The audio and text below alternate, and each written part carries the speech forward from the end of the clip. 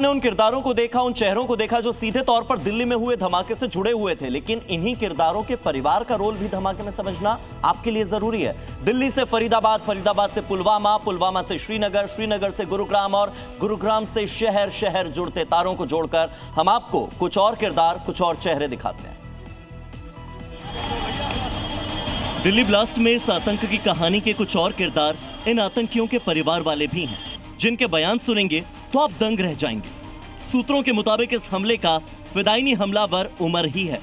आतंकी उमर नबी जम्मू कश्मीर के पुलवामा का रहने वाला था और जी न्यूज अपनी पड़ताल में उसके घर पहुंचा, परिवार से बात की तो परिवार ने जो बताया वो हैरान करने वाला है। उमर पिछले 2 महीने से घर ही नहीं लौटा। जानती है इसको?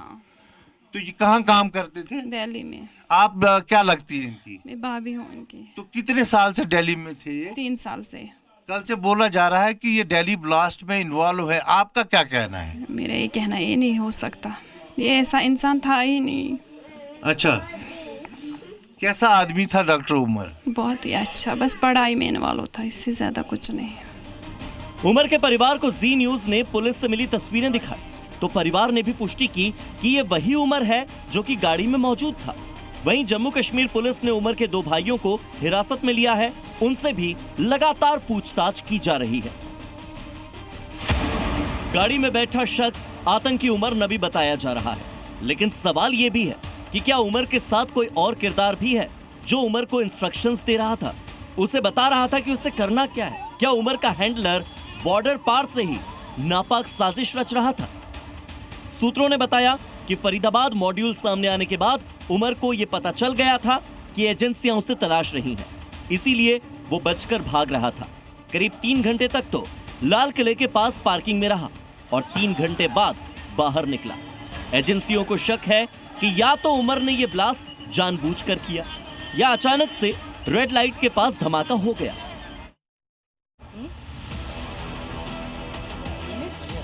फरीदाबाद में 350 किलोग्राम विस्फोटक, गोला बारूद और 2 राइफल मिले, तो वहीं एक अन्य घर से भी जब संदिग्ध विस्फोटक बरामद हुआ और उसकी मात्रा पहले बरामद विस्फोटक से भी ज्यादा थी तो लोग हैरान रह गए, पुलिस भी हैरान रह गई। ये दूसरा घर भौज से 4 किलोमीटर दूर फतेहपुर तगा गांव में है। इस घर के मालिक के साथ ही जो और नए किरदार सामने आए वो सब जम्मू कश्मीर से ही जुड़े हैं, यानी धमाका दिल्ली में, बारूद फरीदाबाद में और साजिशकर्ता जम्मू कश्मीर में। शोपियां के रहने वाले मौलवी इरफान अहमद जो मस्जिद के इमाम हैं, जमीर अहमद आहंगर उर्फ मुतलाशा जो गांदरबल के वाकुरा का रहने वाला था, मकसूद अहमद डार उर्फ शाहिद जो श्रीनगर के नौगाम का रहने वाला था, नौगाम का ही रहने वाला आरिफ निसार डार उर्फ साहिल और नौगाम का ही यासिर उल अशरफ पुलिस की गिरफ्त में।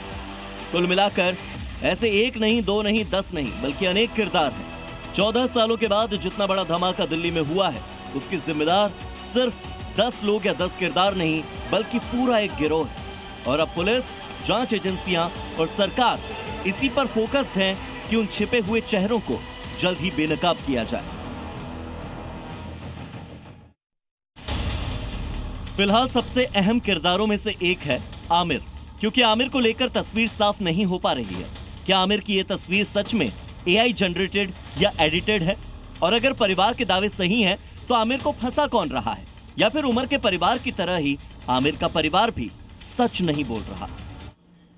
तो उमर हो, आदिल हो, सलमान हो, आमिर हो या फिर शाहीन हो, ऐसे अनेक किरदार हैं। अब उसमें एक परवेज का नाम भी जुड़ गया है और ऐसे में हमने आपको फरीदाबाद मॉड्यूल से लेकर दिल्ली धमाके तक 10 किरदार, 10 चेहरे और आतंक के 10 मोहरे दिखाए।